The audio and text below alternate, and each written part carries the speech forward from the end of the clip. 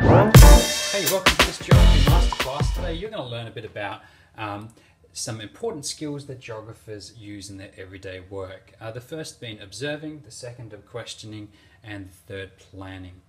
Okay, let's talk a little bit more about these in detail. So, observing is the first one. Geographers make observations of the world around them to help them get a better understanding of how things work. They do this by looking, identifying problems or issues that need to be solved, and then investigating those problems and issues. So they look at things like processes, such as things like the water cycle.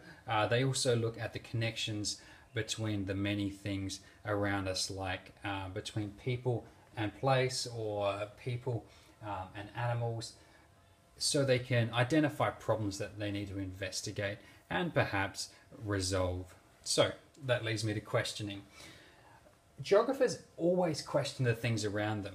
For example, you might make an observation outside and you might notice that it's really, well, you might feel that it's very cold.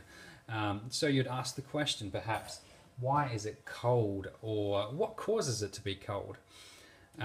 So geographers always ask inquiry questions which go a little bit deeper, which are sort of open-ended. They help us to explore a range of components to an issue rather than just finding out a fact.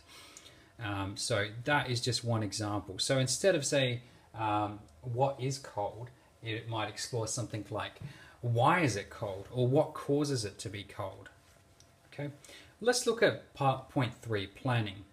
So once a geographer has made some observations, come up with some questions, they're going to plan a way to be able to address that question and be able to come to some sort of resolution at the end of it. So